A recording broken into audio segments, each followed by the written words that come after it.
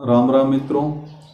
मेरा Facebook page और YouTube channel Kundan डारा पे आपका बहुत बहुत हार्दिक स्वागत और हार्दिक अभिनंदन है।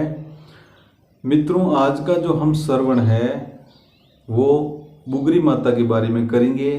बुगरी माता का जो जन्म है वो नागौर जिले के एक छोटा सा गांव पड़ता है खरनाल, वहाँ हुआ था। बुगरी माता का जो जन्म हुआ था वो जाट जाति के गोत्र धोलिया में हुआ था।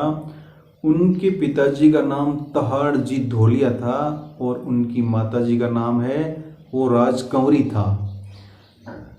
बुगरी माता का दूसरा नाम राजल बाईसा भी कहा जाता है और राजल बाईसा वीर तेजाजी महाराज की सगी बहन थी।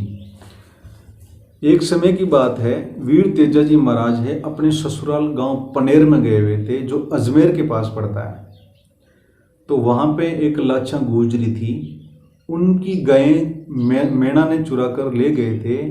तो वो गायें छुड़ाने के लिए तेजाजी महाराज जा रहे थे युद्ध लड़ने के लिए।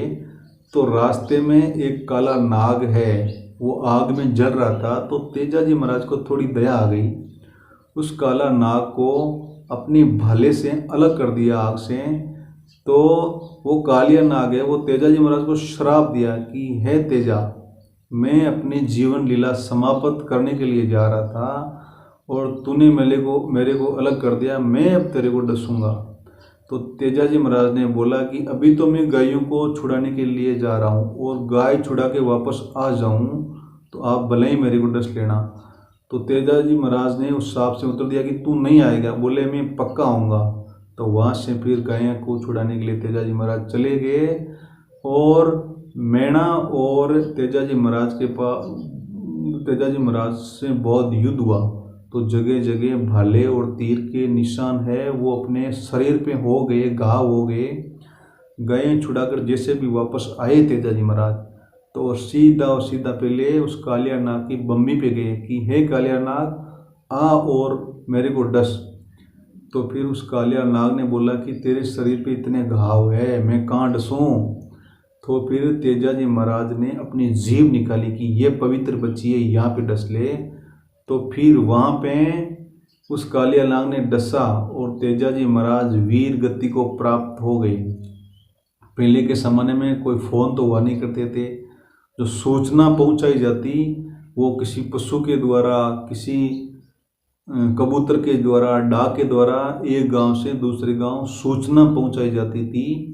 उस समय तेजाजी महाराज की लीलन घोड़ी थी, वो समझदार थी, वो वहाँ पे मौजूद थी। जैसे ही वीर तेजाजी महाराज वीर गति को प्राप्त हुए तो उस धड़ से एक आवाज़ निकली कि हे लीलन, तो खरनाले जाके कह देना कि वीर तेजाजी महाराज है वो वीर गति को प्राप्त हो गए। तो वहाँ से चलकर लीलन घोड़ी नागौर के खरनाल गांव में पहुंची और सबसे पहले जो मिली थी वो राजल बाईसा से मिली थी।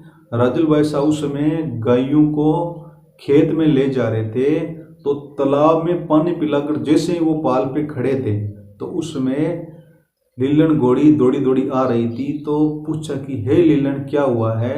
तो फिर उत्तर मिला कि वीर तेजाजी महाराज है वो वीर गति को प्राप्त हो गए। तो राजल बाईसा ने उस धरती माता से अरदास किया कि हे धरती माता, यदि तू सोई हुई है तो जाग, मेरा भाई है तेजा है वो वीर गति को प्राप्त हो गया। तो उस समय महाराज वो धरती है वो कुछ फटी और उसमें राजल बाईसा समा गए, सती हो गए हमेशा हमेशा के लिए।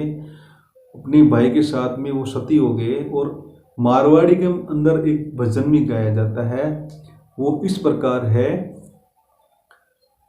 अरे लीलन के जीजे तू खरनाल्या में जा, ये तेजा ने कालो नाग डसी गयो।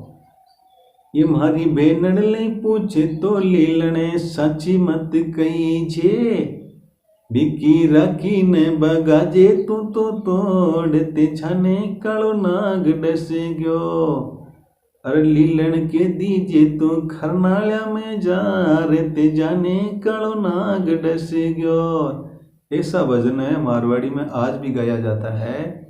तो राजल बाईसा है वो अपने भाई के साथ में समा गए थे, सती हो गए थे। और आज भी खरनाल गांव में तालाब की तीर पर राजल बाईसा की समाधि आज भी बनी है और उसी थोड़ी जगह पे लीलन घोड़ी की समाधि बनी है। और ऐसा माना जाता है कि जिस किसी भाई की मस्से की बीमारी हो जाती है वो 5 फेरे देने पर मस्से की बीमारी है वो एकदम ठीक हो जाती है। ऐसे करके राजल बाईसा की है वो कहानी का समापन होता है। राम राम। जय लीलन घोड़ी, जय राजल बाईसा की।